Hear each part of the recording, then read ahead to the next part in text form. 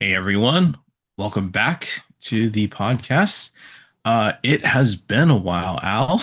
It I has, don't, yeah. Had some busy travel, some PTO. Thank God, it's been a while.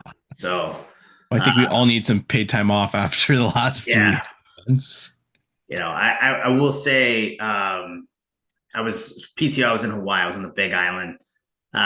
It's been a I'm while. jealous. It's we talked about like, hey, we'll record while I'm on the Big Island, right? And then I was like, man, I can't record right now. I'm just relaxed. I can't do work right now.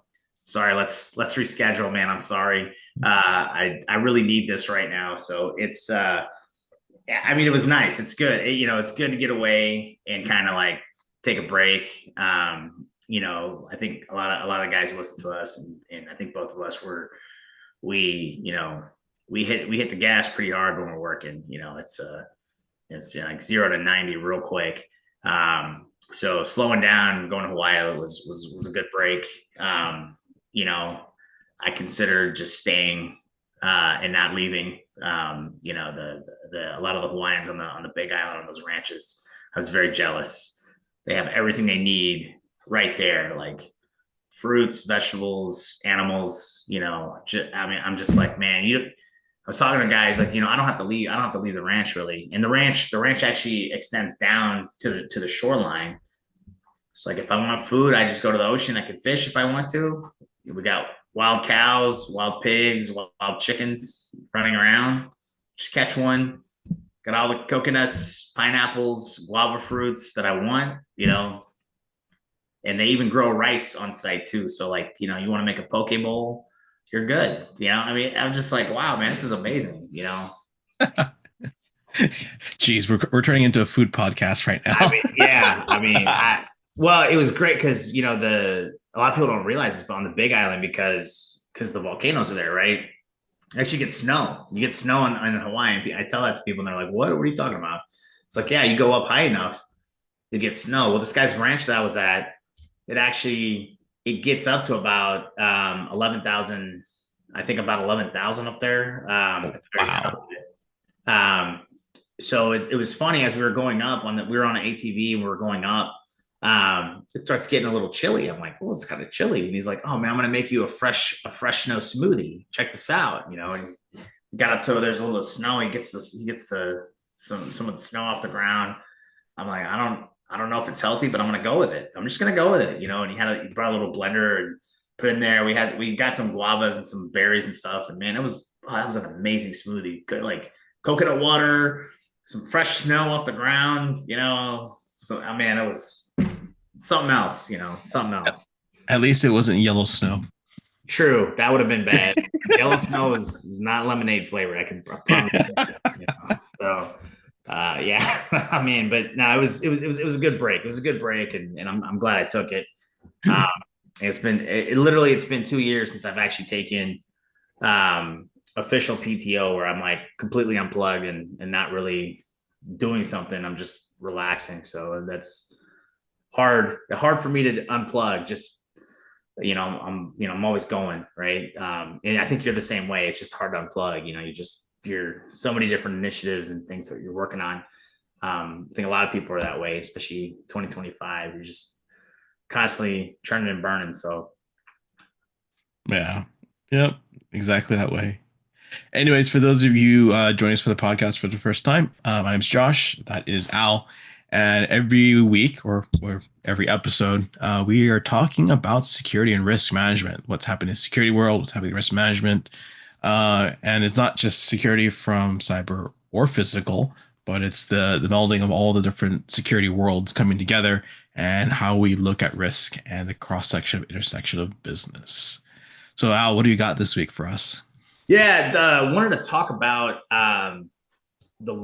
just in general, kind of the job market, um, synced up with the stock market, the whiplash that we've been seeing with tariffs, things like that, and and then obviously we have what's been going on with Doge, and we've talked about the Doge initiatives in the last couple of podcasts that we did, but really more so, less so much about what they're doing and kind of more the impact of the layoffs over the last, and for those of you guys who don't know, like there's been layoffs for almost the last consistently for like the last 2, almost 3 years, in the tech sector and other sectors as well. Now, there's obviously an economic impact of layoffs, right? People lose income. There's less money in the economy. So there's a very clear economic impact. But what I think is often not talked about is some of the security impacts, that occur when you have big sectors of industry laying off large amounts of people, and that does increase risk in certain areas, in certain regards. I you know I don't remember a time. Granted, I'm not that old, but obviously I got some gray hair in my beard and my hair, right? So I got a couple years under my belt. But I don't remember a time when both the government and private sector have been laying off people, at the rates that we've seen in the last 90 days. Mhm. This I think is really one of those unprecedented events, which ironically leads to some very interesting security issues, right? Um, so wanted to share my screen real quick, kind of just show something, that I pulled up, just kind of give the audience a little bit of stuff to work with here. Give me 1 second here as I pull this up. But I found this site, called TrueUp, and it really goes over some of these stats, which I think are pretty crazy. I mean, so far in 2025, there's been about 40,000 in the tech sector that have been, laid off, right? So if you look at the average here, it's 551 per day, right? If of in most of these jobs, from what I'm seeing, it's your mid level, you know, somewhat experienced tech worker, right? If you look at 2024, and this is, we're not even going back to 2022 when the layoffs really started kicking off, but 2024, almost 240,000 were eliminated for the entire year, right? That averaged out to be about 653 people a day. So we're just shy of 100 meeting that metric already in March of 2025. So if this continues, I think we'll probably exceed that. And you know, if we think about some of these companies that we're showing here, you can see the overall tracking here. These are a lot of Fortune 500 companies, a lot of Fortune 100 companies on this list. So there's a big, obviously, economic impact here, across the economy, right? Across the sectors. Now, I'll stop sharing that, but I wanted everyone to visualize that. But this doesn't even include the close to almost, I think, 100,000, federal employees that have either resigned or been terminated in the last 90 days, right? Since President Trump has taken office and the Doge initiatives happened. So, we're talking about a very, very high number of skilled professionals, probably making decent salaries, that are no longer employed, that are in the job market. And this also doesn't include the 2023 numbers, which I think we're very close to the 2024 numbers. And then 2022, I think, was even higher, because that's when all the layoffs really started kicking off, due to, some of the contraction in the stock prices and things like that. So if my math is correct, I mean, we're looking at almost 750,000 people, that have been laid off over the last 3 or 4 years. And some of those people have found other jobs and employment, but we still have a pretty sizable number of people, very skilled professionals, that are out there, either looking for work, or doing temporary work, gig economy stuff. And I think that does lead to some interesting security issues, right? first and foremost, there's the proprietary information, right? I mean, if companies lay people off, we all have, we've worked projects. Yes, there's non-disclosure agreements, things like that, but there's also, you have guilty knowledge, you have guilty knowledge. You got to leverage your skills. You got to be able to, especially if you have bills to pay, like all of us, right?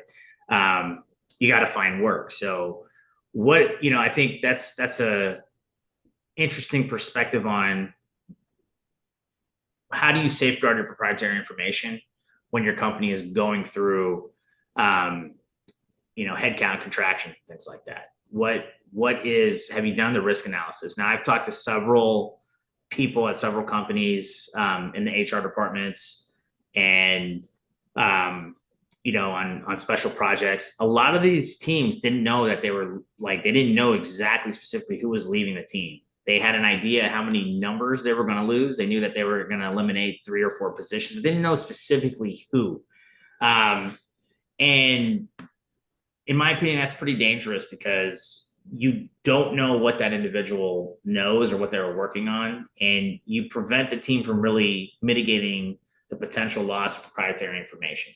And you also leave yourself open and exposed to potential cyber threats, right? If you haven't shut everything off, if you haven't closed those gaps, if you know you're going to terminate somebody, there's a potential vector there for somebody to come in and I don't want to. I think a lot of people, when you've been laid off, you do become a little disgruntled, right? Now, of that population of people who are disgruntled because of the layoff, is everyone going to necessarily trash the company and want to do harm? No, it's probably a very low percentage. But even so, the point of the layoff was you're trying to reduce costs and expenses, right? But if you don't do it right, if you don't safeguard the information, you've actually potentially increased your cost structure, right? Because now you've lost a bunch of proprietary information. Your information's out there, projects are exposed. So it's a very interesting dynamic, to say the least. I think you're bringing some like really, fun points for discussion here today. I mean, when you're designing a program at this point, when you're dismissing people, like how do you dismiss people? It opens up, to any numerous possibilities on things. I mean, we can go from a legal perspective, from a workplace violence perspective, Right. under California Civil Code Procedure 527.8. Think about bodily harm threats. You might have to spend money on taking taking someone to court to restrain them potentially Right. for threats. When you're dismissing people, I think the hardest part right now is the culture of actually just dismissing people and just treating people, and just dismissing them outright. Like, how do you quantify it? How do you do it in such a way that is fair, or you just arbitrarily cutting people? For all you might accidentally kill the golden goose in that process, where you're just you kill your biggest money drivers. Um, I have some friends in the tech sector. They were more on the sales side, but they count for probably 50, 60, or 70% of West Coast sales. And poof, there they went. Yeah. And I'm like, wait, they paid for the job and then some more, and then you just axe them. I'm like, where's the logic in that? It just doesn't make sense, especially if they're making their numbers. Right. Uh, And you consider, like, to your point on workplace violence, right? I mean, everybody has stuff going on in their personal life too, right? And to your point, like, there's a right way and a wrong way to dismiss employees. Like, look, I've been in business for a while. I understand that companies have to make decisions, right? Um, and sometimes as an employee, you're not on the right side of that decision, and it may not be personal. It may just be a financial decision. However, it does impact your personal life, right? And I'm a guy, I got laid off from Meta in November, a month before the holidays, right? And the there's a mental health impact there already, right? Because you're going into the holidays, you have expectations, you're likely planning on traveling, you've spent some money on, on Christmas presents, things like that. And now all of a sudden your source of revenue is gone. Your source of income is gone, right? Um, what's the mental state of that employee, right? What potentially, if you walk them out the door without dignity and respect, I think you're inviting disaster, quite frankly. Um, you essentially, you can just, in their mind, they're justified in doing a workplace violence event because you've caused me a bunch of harm. Now I'm going to let you feel it back, right? I'm going to cause you a bunch of harm now. Um, Yeah. you And know, then you have total, challenges in that aspect because of physical security. I mean, think about and a good friend of mine, Terry, made this point to me in a conversation. Terry told me, it's like, think about, workplace violence combined with active shooter, combined with an active floor plan. Sorry, an open floor plan. There's nowhere to hide. It's not like you can lock down things. There's just nowhere to go at that point. So it's just open season at that point. if, So if some of our listeners who haven't like seen some of like even the WeWorks, right? Like a lot of companies have gone to the WeWorks, or like the shared office spaces, right? Um, so it may not be your company that's laying people off, but if you're in a shared office space, right, you're still at risk because the company next to you in the shared space might have just laid off 3 or 4 people, and one of those persons might be unhinged, and they're coming in, and they're gonna do something, right? They're gonna do some damage, and they may not stop at their company. They may just be like, all right, you know what, you're guilty by association, right?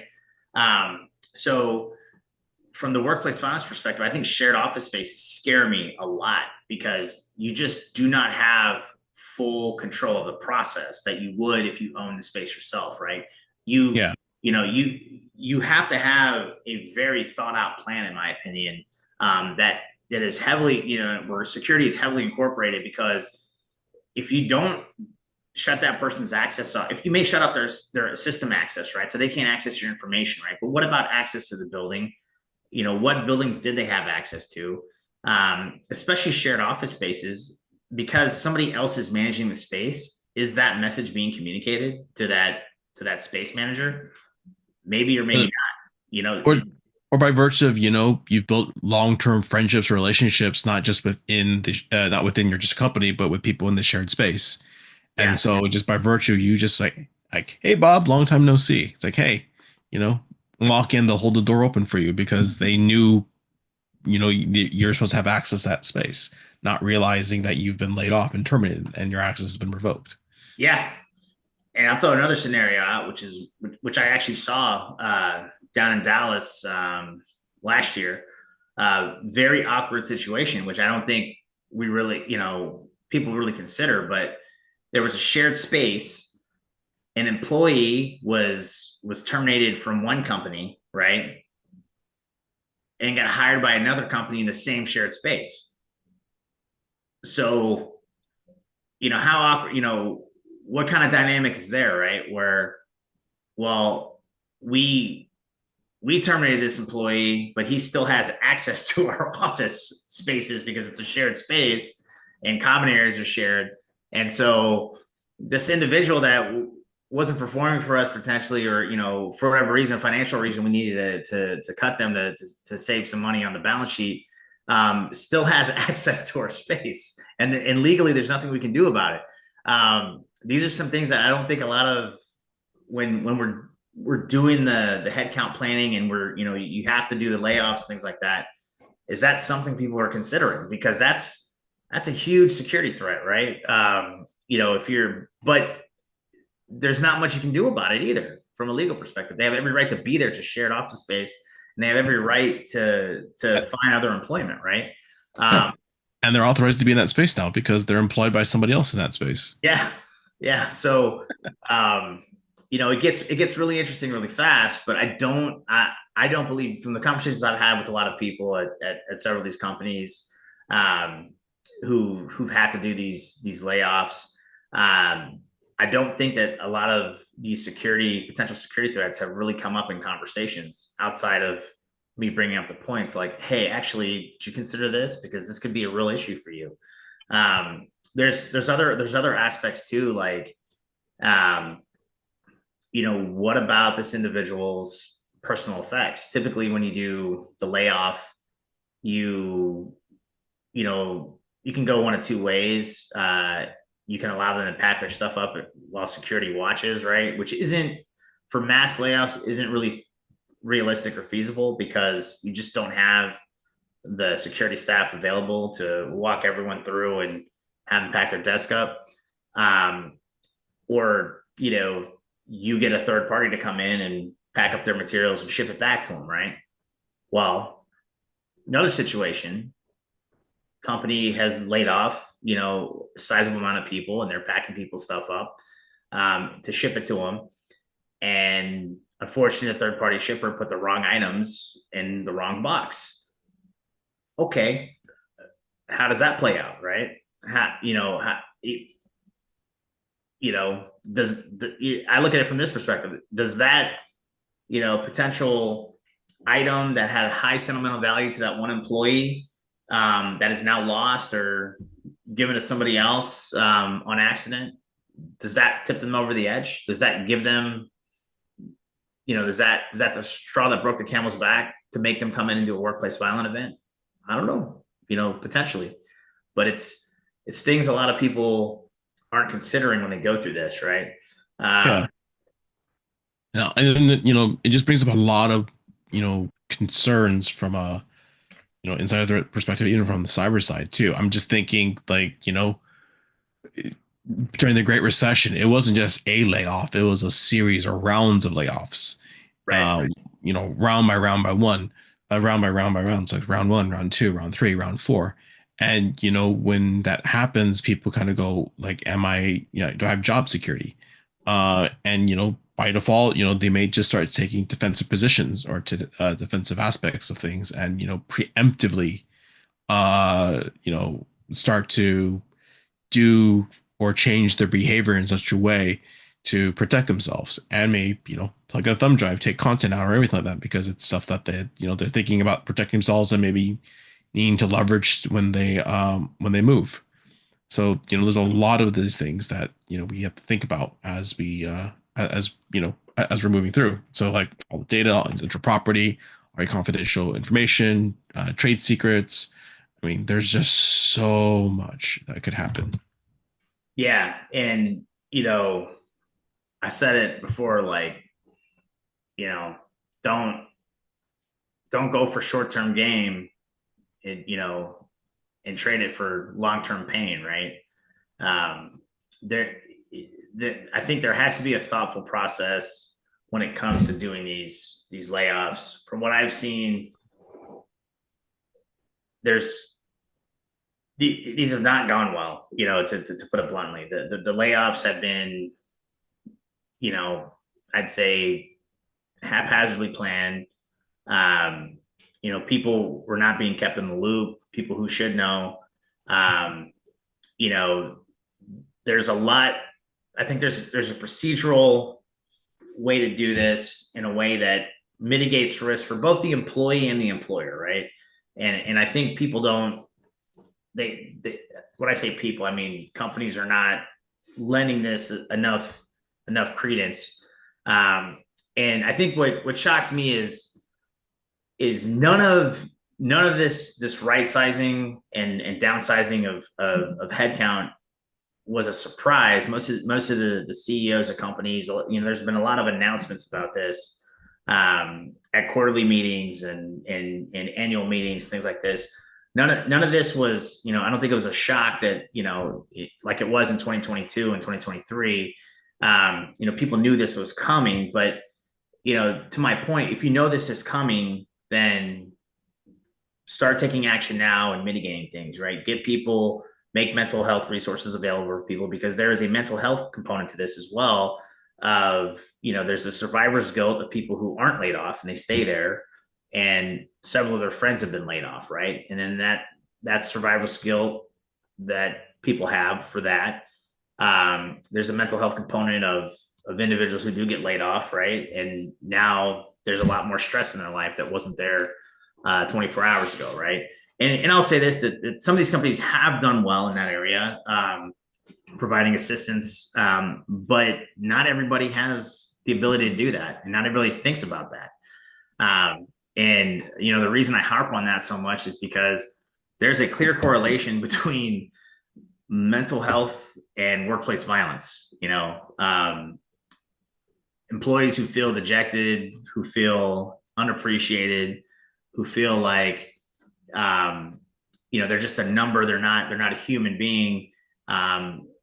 That tends to lead to workplace violence in some way, or at the very least, they get online and they make unhinged comments, either on social media or on job boards and things like that about how bad the company is. And that's honestly something that you don't need as a business, especially in 2025. If you can avoid that, why wouldn't you, right? I think so too. And it just opens a world of hurt too as well.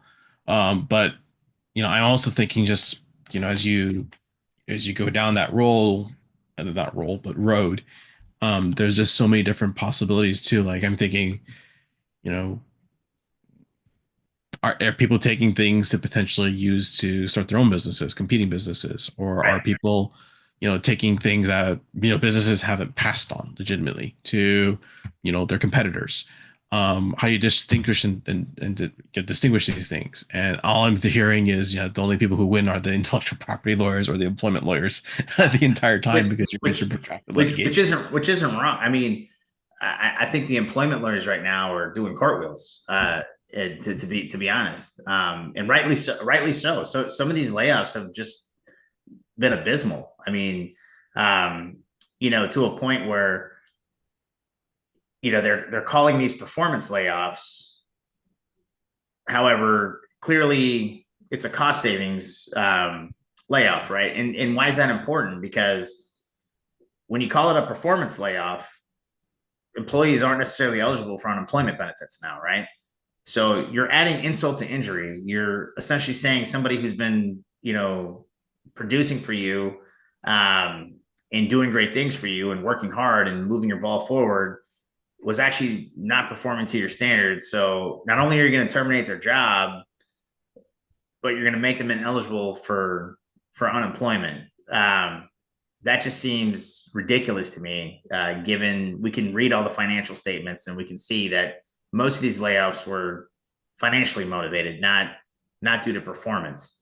Plus, I'll say this: a lot of tech workers, like the margin between, or I should say the delta between an outstanding employee and what they consider a low performing employee is minimal at best. I mean, you're talking, many of these people are very high performers and they would go to another company and just crush it, right? Yep. But it's like playing in the NFL, right? Or playing in professional sports at some of these companies, especially the Fortune 100 and a lot of the high tech companies. Everybody is really, really, really, really good. Um, so to say that, like, oh yeah, well, this person wasn't performing, it's like, well, they're still really good. They're still doing well. But why would you add insult to injury and call it a performance termination and deny them unemployment benefits? It just seems ridiculous to me. But again, it goes back to security teams and HR teams and management teams not having the conversation about what are the full implications of us taking this action. What are the security risks and threats to our company, if we go this route, right? Yeah, and I think we're still going to be feeling the effects of it because, you know, I'm a I'm in the believer in the camp that every business is in the business of serving the federal government and the state governments. You're just always 2 or 3 degrees of separation away, always. Right. And so, every business needs to think about these things, big or if you're small, mom and pop shop. You have a role in serving, the federal government or state government in some shape or form. And I'm just thinking about, all the cuts that are happening in the federal government, and all the grants or all the contracts that are being killed off.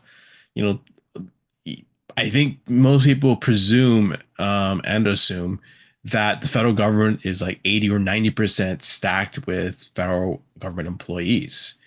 And it's not the case. I think the ratio is more like what 30% of the federal government is actually federal government employees, where the rest is like all basically government contractors. I think that's the Yeah. ratio. I'm just guessing the numbers. I'll be very transparent about that. I just remember the number was when I learned about that a lot of the government is served by government contractors. It caught me off guard when I first learned that. And I'm thinking like all these different contracts, well, if you're not paying, they're not going to, get filled. And if they're not going to get filled, then, oh well, then, stuff doesn't happen, or, it creates, ripples. Any number of federal contractors, not defense contractors, federal contractors who are losing contracts, what they're going to do? They're just going to fire their staff because there's no more contract to service at that Right. point. And so that's even more people that's being put on the streets too, as well. And we don't even know yet because they might be, oh, let's give it a few months, we'll see if the cooler heads prevail and they bring us back. Who knows? Depends on the Yeah. mindset and everything. I mean, and there is, I mean, to your point on the funding going away, right? I mean, and again, we've said this before, and we don't have to beat a dead horse, but we're all about efficiency and ROI for the taxpayer, but we have to also understand that when the federal government deploys so much money every year on contracts, right, and for services, for goods and services, there's been several cottage industries that have sprouted up around that, right? And so when you just rip that band-aid off as quick as you can and you stop the flow of money, there is a massive ripple effect, like to your point, where these small businesses, these small mom and pop shops that have been doing business with state, local, and federal governments will feel that impact pretty badly, right? You're talking, and then we look at payment terms like net 30, net 60, net 90. Even if you still have your contract, but the money's not being deployed, at some point you have to pay your bills, right? And what does that mean? You're waiting for the money. You can only wait so long before you have to start cutting staff, right? Like you hit that 30-day mark, you're like, oh God, we're going to go, are we going to have to default on this? Like, cause what does that do? It's going to impact your small business credit rating score. Right.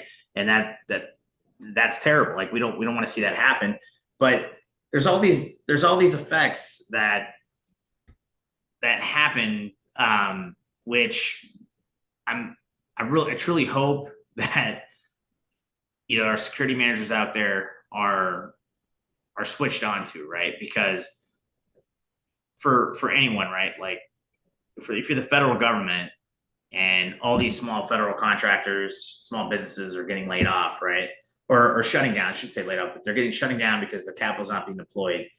Who do you think they're gonna be mad at? Are they gonna be mad at the business owner? Or are they gonna be mad at the federal government for screwing them, right? Who do they tend to blame, right? And then we saw this back in COVID, right? We saw this back in COVID. Different situation because it was COVID imposed, right? Because of the health crisis, but a lot of times the bureaucracies don't talk to each other, right? And this causes issues. So, for example, several of those businesses were told they had to shut down. They couldn't operate because of health concerns, right? The county tax assessor did not get the message and was still attempting to collect tax revenue from these businesses that hadn't been operating for almost 90 to 100 days, which caused several of them to shut down, and there was a big lawsuit about it.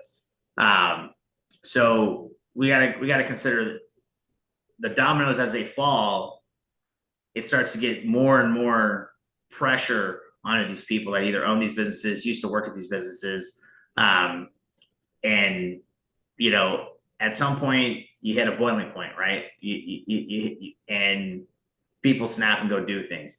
I can tell you, based on the atmospherics we saw from the UHC CEO getting assassinated, that it doesn't seem like workplace violence at big companies or even at the federal government um, is going to get the sympathy that a lot of people hope for. I think people are going to be pro violence given the reaction from that, right? And I'm not endorsing anything. I'm not saying anyone should do anything. Please don't take that the wrong way.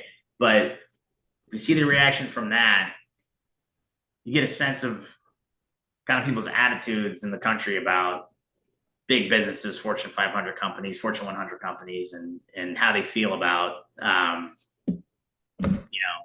the layoffs and how these guys are making money on people right now. So Yeah, uh, and I'm glad you also brought up COVID too, and I'm not not to bang and beat this horse or take a position or side, but you know, a good example here in Los Angeles, in downtown, when the city emptied out because it's mostly commercial in there, there was no one to patron the local restaurants that were there to right, support the yep, the businesses there for lunch or dinner or anything like that. I mean, they were just all poof gone overnight. And so, I'm thinking the same thing here. If you're cutting left and right at all different levels, these smaller businesses are equally impacted, and you also face the exact same issues by virtue of the fact that, even though the people who you serve isn't directly the federal government or, those big tech companies, but indirectly you're serving them and you work for them. And, they're the ones who keep your business afloat. And if, a whole office tower empties out, well, that's what, 500 less people to patron through your, for breakfast, lunch, or dinner. I mean, it's, there's a lot of things to consider, but I think a lot of people forget that we're all interdependent and intertwined. And it's yep. not like you can isolate and just say, oh, we'll be fine. That's not how it works anymore. No. There's a lot of you know, I guess codependence, probably the best way to put it, between communities and big businesses. So it's it's one of those things where if you're a large employer in a smaller rural jurisdiction, right, and you decide to lay off people, and granted, you may have to, I totally understand, you may have to. I mean, there's a financial component to that, right? But there's an impact to that community, right? And what does that mean? What could that lead to, right? Well, we've seen protests throughout the Bay Area the last few weeks against large tech companies, right? So do you have a plan in place for that? Because there's a workplace disruption at that point. Yeah, you have, let's say you trim the fat and you're still operating, but now all those employees and people who sympathize with them are protesting outside of your building. What's the workplace disruption that's going to look like, right? How does that work for you? What's your plan for that?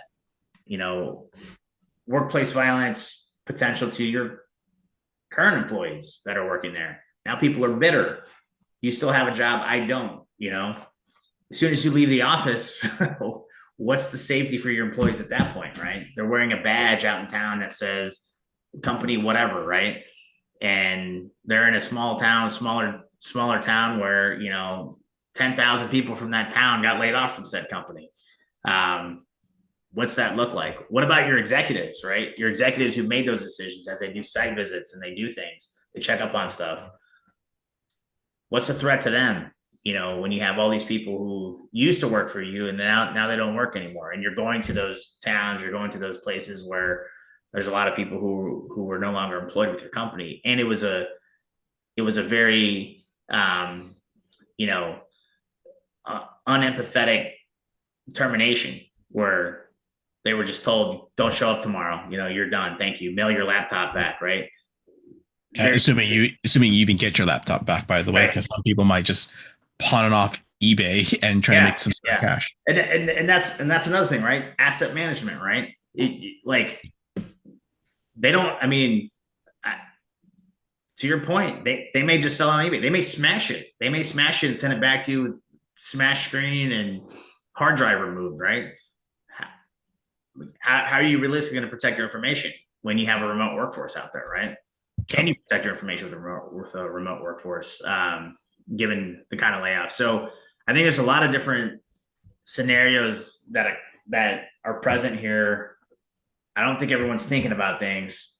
And I would kind of say that typically the security departments, whether it's cyber or physical, you aren't really involved in the process as much as you should be, but you should definitely be vocal about some of the issues that the workforce and the facility and the company could potentially face, because um, as these continue to progress, and as the economy continues to kind of whiplash up and down, until that stabilizes, until we get a more stable um, job environment and economic environment, I think the longer we go without the stability, the higher the risk goes of potential violence or potential issues, whether it be protests, peaceful protests, violent protests, workplace violence, harassment of employees, right?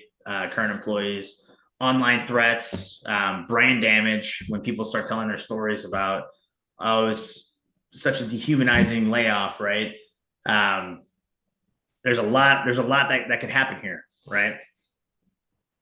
Yeah, there's a lot. And then, these places, everyone has to go somewhere too. I mean, let's think about that. Let's talk about that for a second here. Everyone has to eat. It's not like you can just, go and join the soup kitchen line for all of perpetuity for the rest of your life. Right. You have to, you have to go and, you know, support your family. You have a mortgage to pay. You have a car payment to pay for. All of these things matter.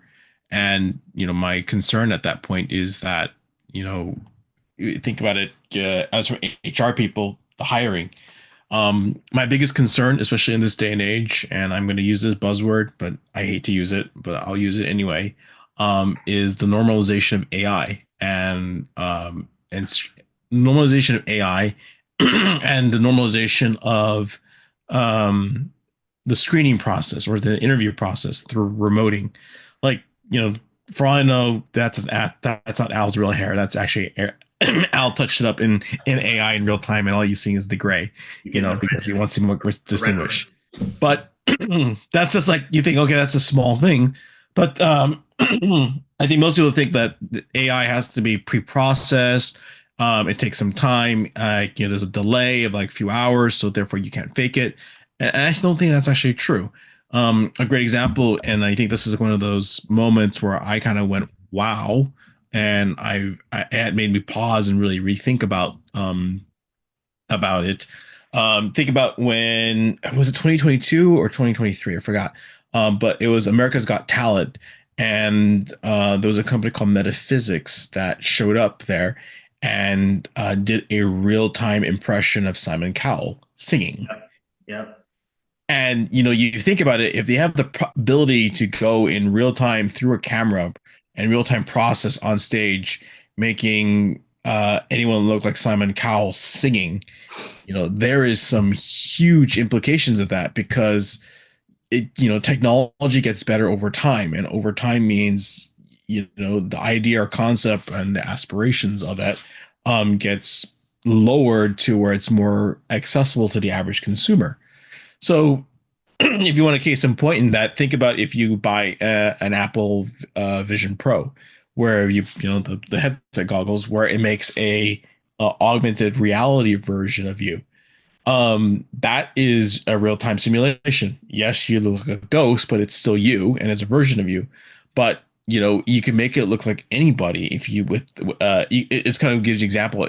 Even though you're wearing it, it still shows your eye tracking, your mouth moving, you blinking, all of that stuff, and it's an accurate representation of who you are.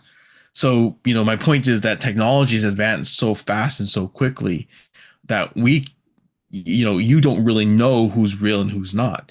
A good case and example is KnowBe4, where they interviewed someone remotely and then they shipped them a laptop only to find out it headed to a North Korean IT farm, and North Korea was trying to install malware on that laptop and steal documents, which is, hugely problematic.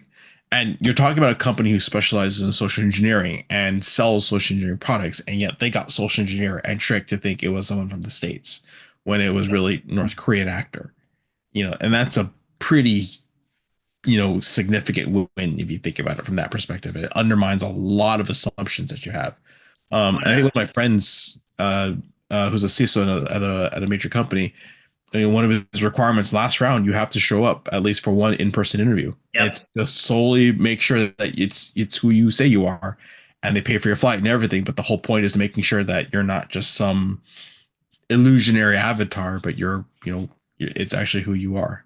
Yeah. I'm sharing the article that you sent me about this. But you did a really good summation there. But basically, this is the image. You can see it, of the individual. That was a deep fake image, right? And and this is something that I think a lot of companies are gonna be facing here, moving forward. Obviously, so we talked about the front end of the equation, which is the layoffs themselves, right?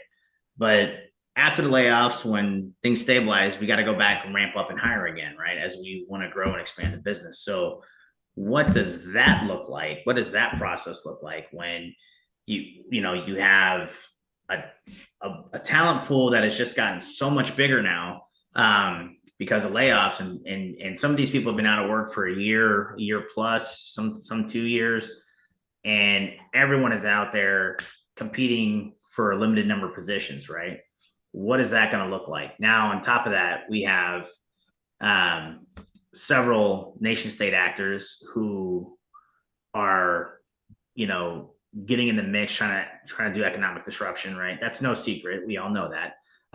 But as we start moving in a pace of rehiring and getting more people on board, my experience with recruiting is, especially at like startups and tech companies and Fortune 100, is, we've got to cut back, but then when the floodgates open, it's a rush to get as many people into seats as possible, get them spun up and trained, and expand and ride the momentum to continue the growth of whatever economic wave we're riding at the time, right? So what does that mean? When we go back to hiring, what are the security risks there, right? And to your point, right? Like, they conducted interviews all via Zoom, no investment in an in-person interview.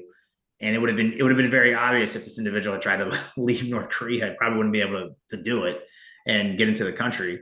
And he would have just not been at the interview, right? And then it would have just been automatic, decline and move on to the next candidate, right? But I think there's a lot of work that needs to be done in that space as well. But the hiring is, and then on the cyber side too, right? Like, I've seen incidences of malware being embedded in some of these new resume type, things that they're doing, or links added in resumes which link to malware that recruiters are looking at. They're downloading a resume from a candidate that put it into the portal. There's a LinkedIn link that's fake, and it goes to a malware site that's now trying to corrupt that system, right? Are we aware? Are we aware, guys? Are we informing the HR teams about the risk, the potential opportunity that could be bad when the hiring starts? I'll put it this way: when I was a hiring manager at a big tech company, for each position I posted, I would get close to 1,000 resumes that I recruited. Holy moly, 1,000 positions.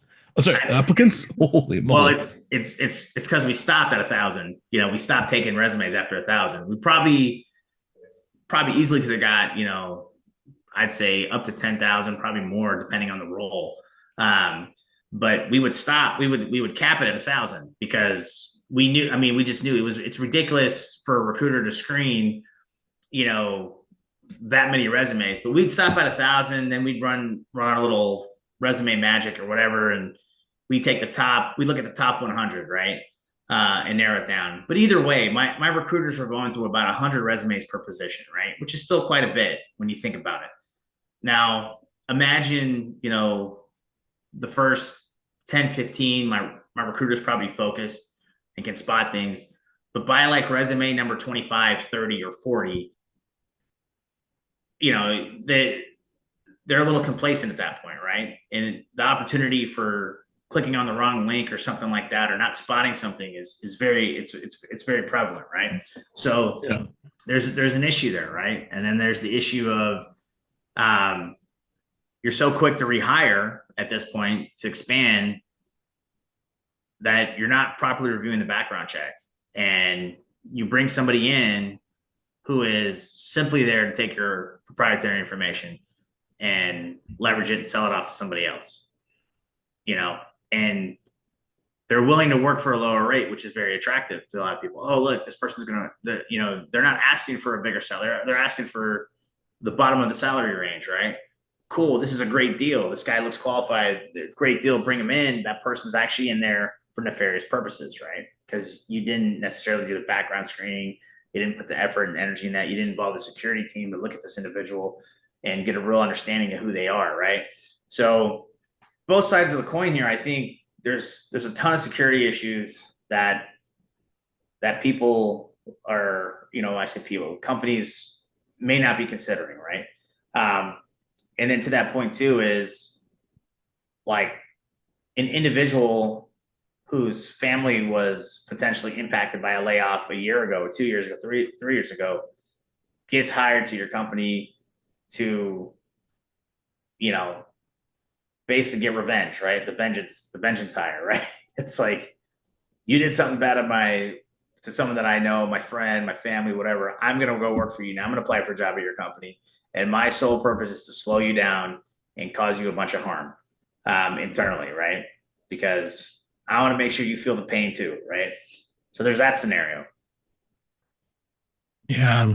I mean, there's so much to think, so many things to think about. It's just so many dynamics and possibilities and everything. And you know, I'm just thinking also like, you know, succession planning at that point too, as well, because, you know, think about who has what access to what systems, or who's maintaining certain accounts and everything like that. You know, if I was knowing that, you know, all the DNS records are out there and information about, you know, which vendors you might use, you could potentially send a bunch of phishing emails to, you know, after a major layoff saying, hey, your account's going to set to expire for passwords. You could probably easily use that as a means to, you know, phish a company, because you don't know your account password is expiring. You're inheriting this mess. So all right, time to, you know, go reset password and, you know, set a new password or whatever, or, you know, create a new account, whatever. I mean, there's so many possibilities potentially. God knows what happens, because, you know, you have no context to what's happening.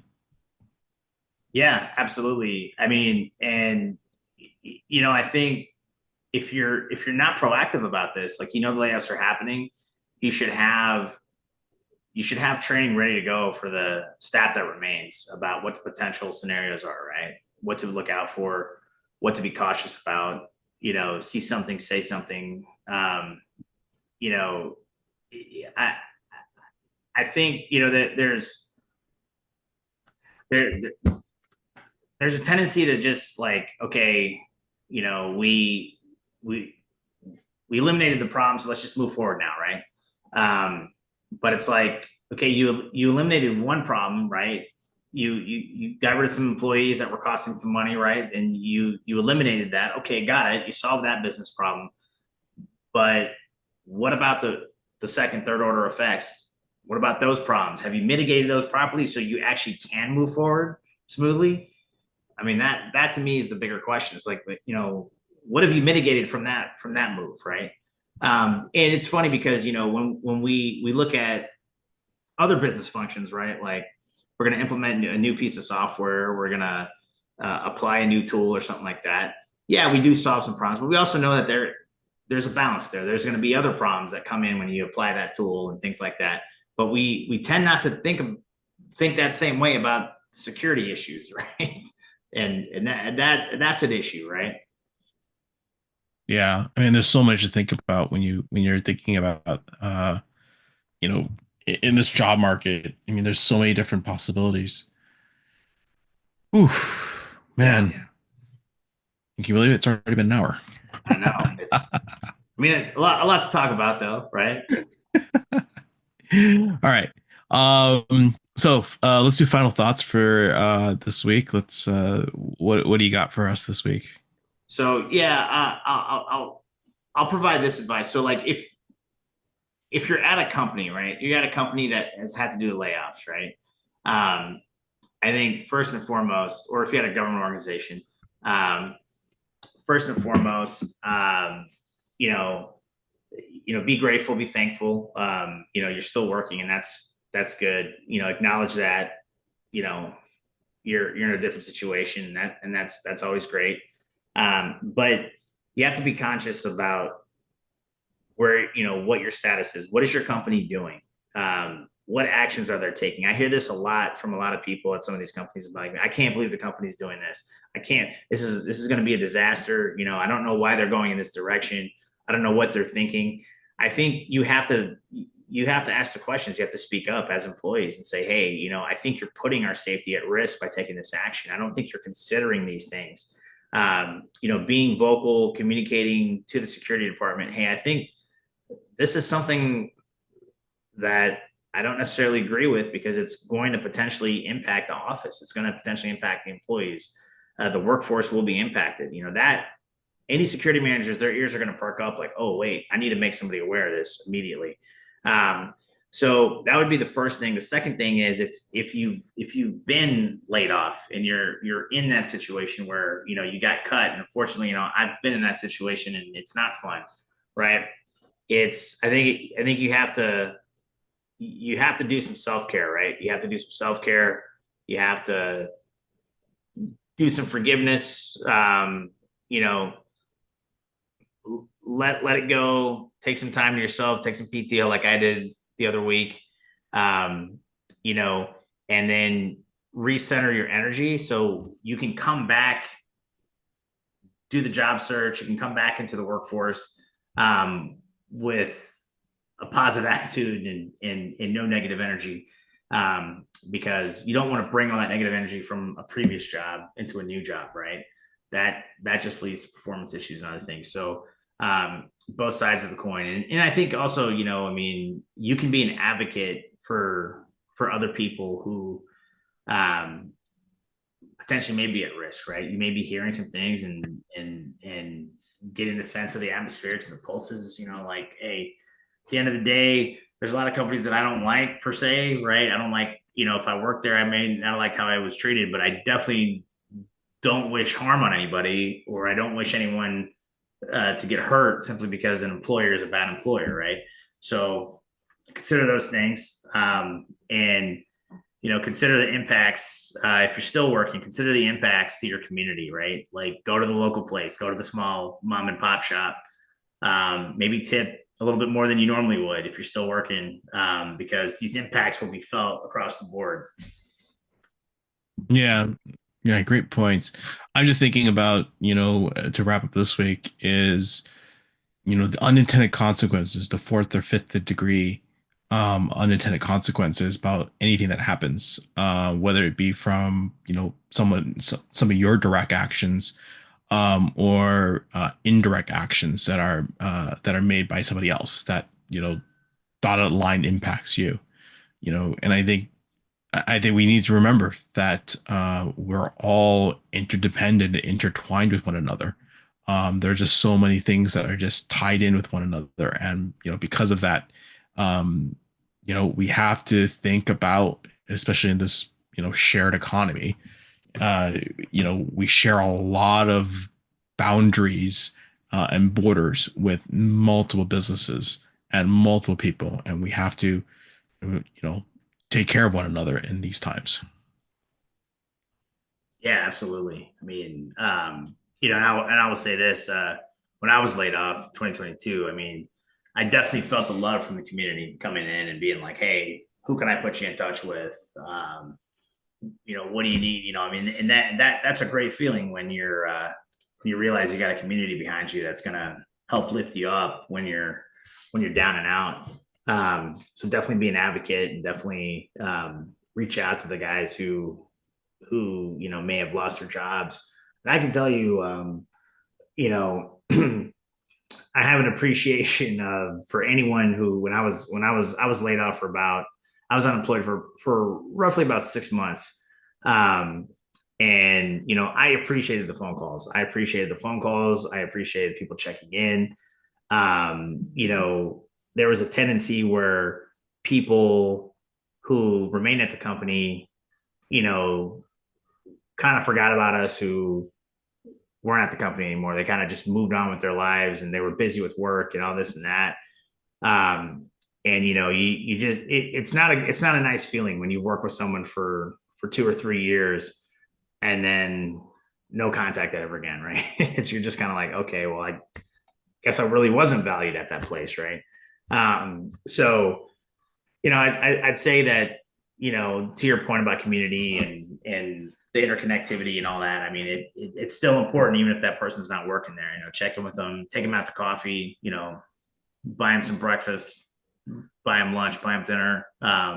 Let them know that you can advocate for them. So Yeah, great. All right, folks. So that concludes this week's episode of the podcast, Swimming in a Crowded Job Market. We'll catch you next week. That's Al, and I'm Josh, and you're listening to our podcast here. yeah. We'll see you next week, guys. Cheers. All right, guys.